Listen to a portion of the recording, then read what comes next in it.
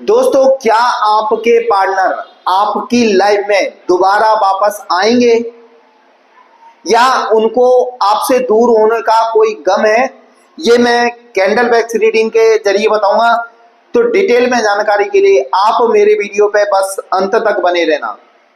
दोस्तों, यदि आप इस चैनल पे नए हैं तो प्लीज इस चैनल को सब्सक्राइब कर देना, बेल आइकन का बटन दबा देना ताकि आपके लिए और नए नए वीडियो लाता रहूं। मैं आपको ये रीडिंग जो बता रहा हूं वो पति पत्नी के लिए भी हो सकती है, प्रेमी प्रेमिका के लिए भी हो सकती है, या आपको जिसको सच्चे मन से चाहते हो उसके लिए भी हो सकती है। तो आपके जो भी पार्टनर हैं उनका नाम लेके ध्यान करें ताकि जो मैं रीडिंग करूं वो आपके पार्टनर से रेजोनेट हो। चलिए मैं बताता हूं, क्या आपसे दूर होने के बाद उनको दुख है या इस रिश्ते में कभी सुधार आएगा? चलिए मैं बताता हूं।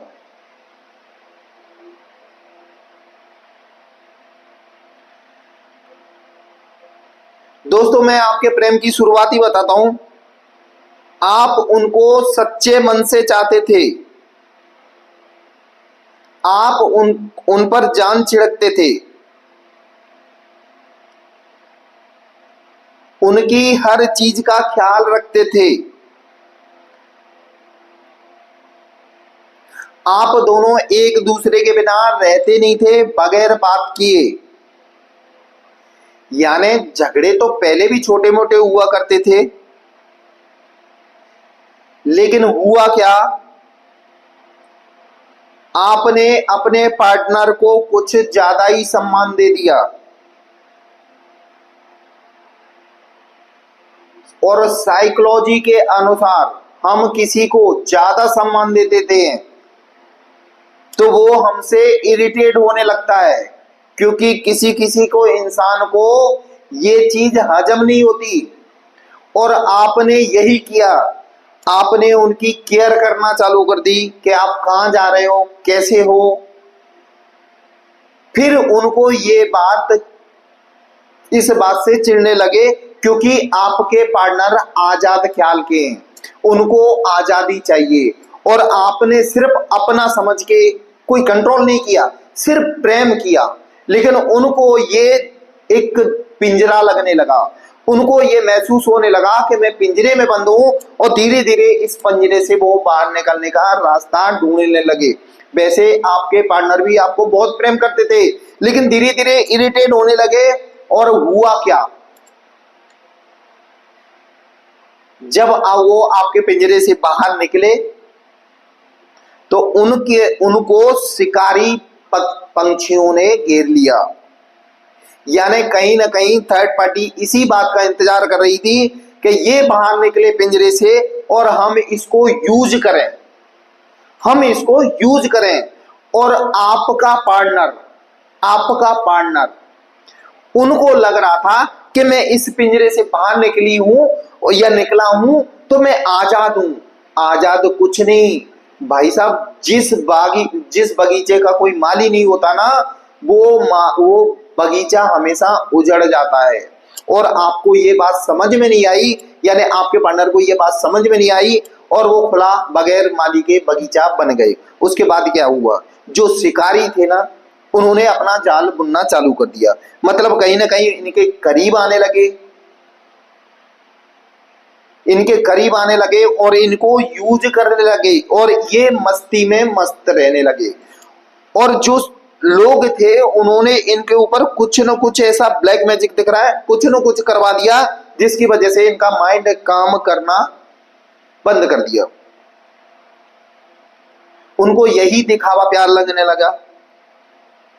लेकिन मैं आप लोगों को बताना चाहता हूं कि हमेशा ध्यान रखना, दगा किसी का सगा नहीं है। आप किसी को दगा देके जा रहे हो तो आपके साथ दगा जरूर होगा।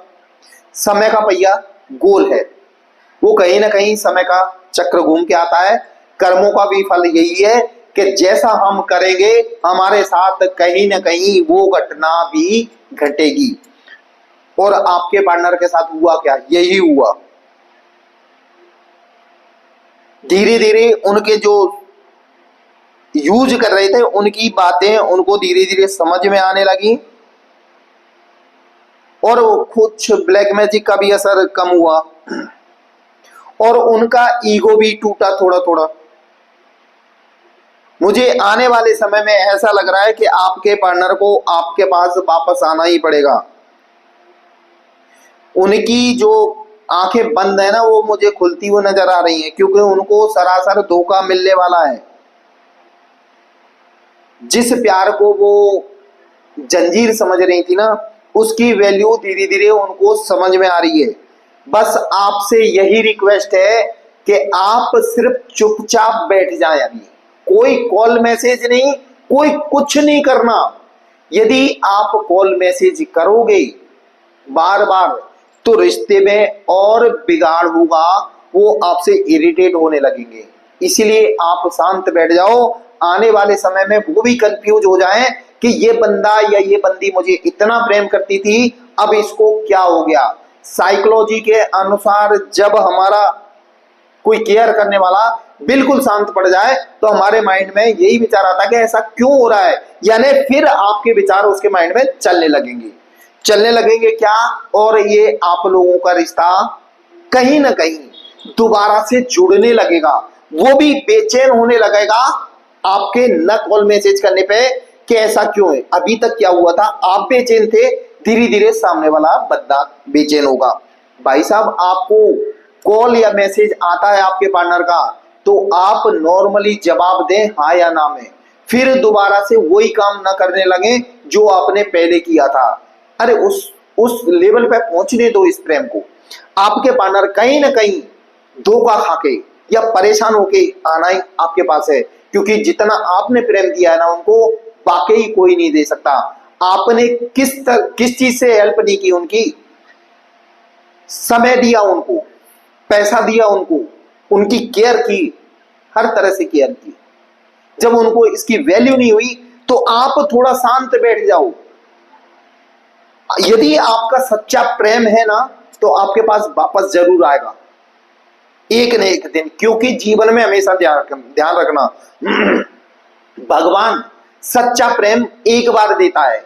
यदि आपने उस प्रेम की इज्जत नहीं की तो दोबारा मालूम है क्या मिलेगा, आपको कचड़ा ही मिलेगा। इसलिए समय रहते अपने सच्चे प्रेम की इज्जत करें। और यही दोस्तों आपके पार्टनर के साथ हो चुका है, क्योंकि उन्होंने सच्चे प्रेम की वैल्यू ही नहीं समझी।